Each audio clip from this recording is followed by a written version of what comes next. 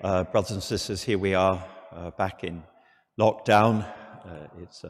It's a fraught time, but with this new fast-spreading and rather virulent strain of the virus, naturally we do have to take measures not to transmit to each other, not to catch the virus, not to pass it on, so that we may all together move into a better space. Regretfully, the government decided that, and they did say with regret, but regretfully it decided that places of worship, therefore including our Catholic churches, will be closed down at this time, except for weddings and funerals with a restricted number of people, and as we're using the church here today for live streaming our liturgies.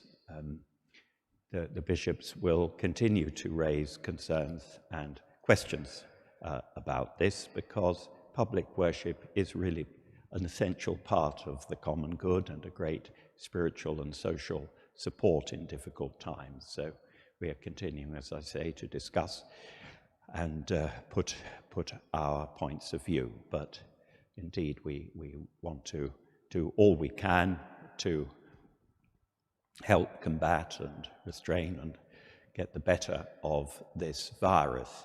I think it's always best to try and put a positive spin on difficult circumstances when we find ourselves in them. There is often a grace and a goodness hidden in them, which we have to dig to find. And so I would encourage you, I think, three things very briefly. Obviously, this is a time when we need to support each other in a special way, in the ways that we can, and thank God for all the amazing electronic means that we have at our disposal now.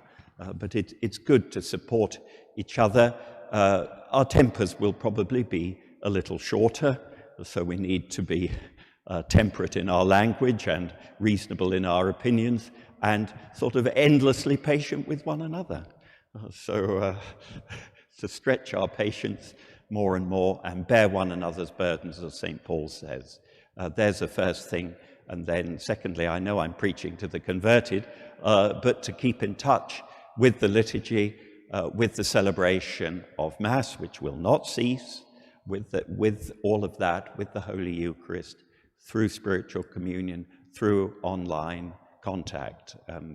Bless you for doing that, and it all will hopefully enlarge our appetite to return to the full celebration of our liturgies.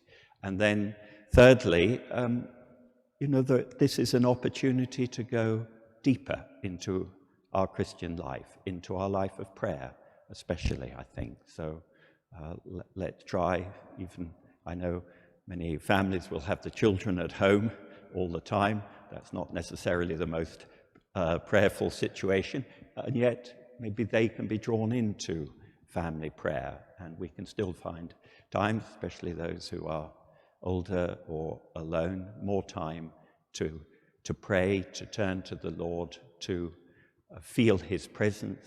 As I said, he is, as John the Baptist said, he is the one who is more powerful, always more powerful, and he will give us the power to come through our difficult times and move into better things.